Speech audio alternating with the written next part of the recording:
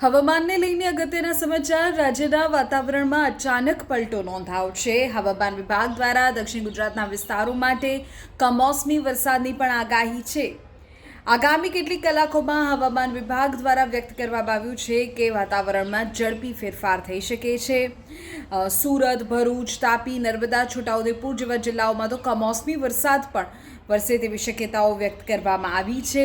કેટલાક વિસ્તારોમાં ગાજવીજ સાથે છૂટાછવાયા વરસાદી ઝાપટા પણ પડી શકે છે, જેને ધ્યાનમાં રાખીને હવામાન વિભાગ દ્વારા યલો એલર્ટ જાહેર કરાયું છે. ખાસ કરીને ખેડૂતોને સાવચેતી રાખવાની સલાહ આપવામાં આવી છે, કારણ કે અચાનક વરસાદ પાકને અસર કરી શકે છે. એક તરફ પાક જે છે તે કાપણી માટે તૈયાર છે અને બીજી તરફ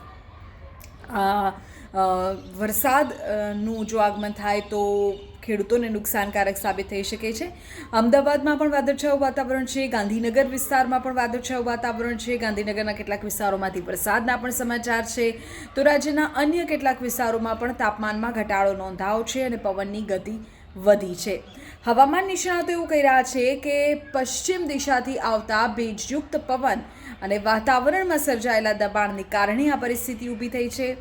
હજુ આગામી 24 કલાક સુધી વાતાવરણ અસ્થિર રહી શકે છે, એટલે ખાસ લોકોને પણ અપીલ કરવામાં આવી છે કે અનાવશ્યક મુસાફરી ન કરો. જરૂર ન હોય તો બહાર ન જાઓ અને વીજળી કે ગાજવીજ જેવું વાતાવરણ સર્જાય ત્યારે ખુલ્લા મેદાનોમાં ન જાઓ. આ પ્રકારની સૂચના આપવામાં આવી છે હવામાન વિભાગ દ્વારા પણ. તો હવામાનને લઈને અન્ય અપડેટ્સ પણ આપણે આપતા રહીશું. આપના વિસ્તારમાં અત્યારે કેવો માહોલ છે, કેવું હવામાન છે, અમને કમેન્ટ કરજો.